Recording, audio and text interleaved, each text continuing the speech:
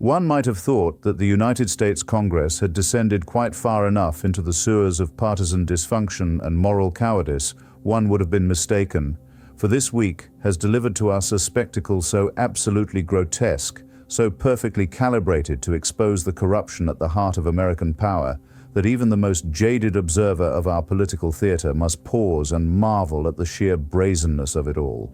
The vote, forced, cajoled, and wrestled into existence through an arcane parliamentary maneuver known as a discharge petition, will compel the Justice Department to release its files on Jeffrey Epstein, the late financier, pedophile, and collector of powerful men's secrets. Or rather, it would compel such a release if it were not dead on arrival in the Senate, and if it would not then face the veto pen of the very president whose connections to Epstein have suddenly become a matter of such exquisite interest to those who govern us. Let us be clear about what has transpired. After 7 weeks of unconscionable delay, during which Speaker Mike Johnson postponed the swearing-in of a newly elected Congresswoman to prevent her from signing the petition, Representative Adelita Grijalva of Arizona took her oath of office on Wednesday and immediately provided the 218th signature needed to trigger a vote. The White House response? To summon Representative Lauren Boebert, one of only 4 Republicans brave or foolish enough to sign the petition, to a meeting in the Situation Room, that hallowed space typically reserved for discussions of missile strikes and terrorist threats, not the political management of sex trafficking scandals. Think on that for a moment. The Attorney General of the United States, the Director of the FBI, and the Deputy Attorney General convening in the Situation Room to pressure a single Congresswoman about a vote on document disclosure.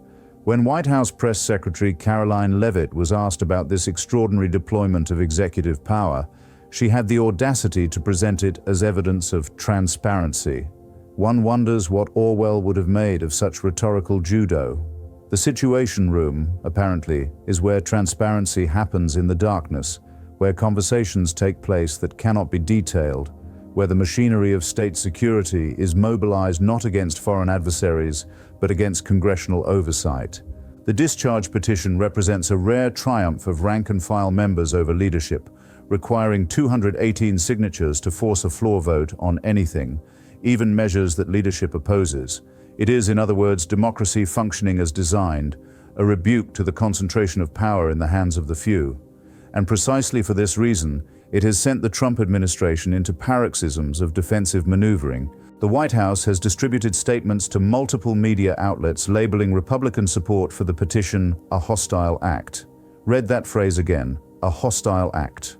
Not misguided, not unnecessary, not politically inconvenient, hostile, as though the very attempt to shed light on the government's investigation into a child sex trafficking operation constitutes an act of war against the presidency itself. The timing could not be more exquisite. On the same morning that Representative Grijalva was sworn in, the House Oversight Committee released more than tens of thousands of pages of emails obtained from Epstein's estate, including correspondence in which Epstein mentioned Trump by name multiple times. In one particularly illuminating exchange from 2018, Epstein wrote, "I know how dirty Donald is," after Trump's lawyer Michael Cohen pleaded guilty to campaign finance violations. In another, Epstein casually mentioned giving Trump a 20-year-old girlfriend. These revelations provoked the predictable denials from Trump's spokespersons, who assured us that the emails prove absolutely nothing. Of course, they prove nothing in the strictly legal sense. Trump has not been charged with any crime related to Epstein, and we must maintain that distinction even as we observe the spectacular theater of innocence being performed before us. But they do raise the rather obvious question, if there is nothing to hide, why the full court press to prevent disclosure? Why the Situation Room summit? Why the characterization of transparency as hostility?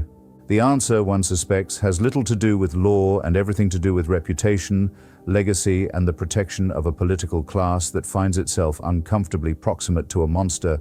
Trump hasn't been accused of any crime, and Ghislaine Maxwell, Epstein's convicted accomplice in child sex trafficking, previously told Deputy Attorney General Todd Blanche in an interview this summer that she had seen no wrongdoing, including by Trump. Maxwell, it should be noted, was subsequently transferred to a far less harsh prison, a fact that even the most credulous observer might find suggestive. The administration has attempted to dress up its obstruction in the garments of victim protection, but the Massey measure includes provisions for shielding victims' identities. Rendering this objection the transparent fig leaf that it is, the Justice Department has already released thousands of pages through other channels. What exactly would be so damaging about releasing the remainder? What secrets lurk in those files that require the mobilization of America's national security apparatus to keep them buried?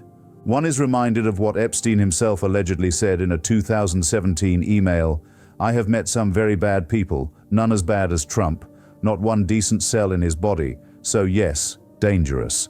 This from a man who trafficked children to the powerful and famous. One wonders what exactly Epstein meant by dangerous, and whether those remaining files might illuminate that assessment. The bipartisan nature of this effort deserves recognition. Representatives Thomas Massey and Ro Khanna, a libertarian-leaning Republican and a progressive Democrat, have joined forces in a display of the kind of cross-party cooperation that makes leadership on both sides distinctly uncomfortable. All 214 House Democrats and 4 Republicans have signed the petition, and Speaker Johnson has announced the bill will come to the floor next week.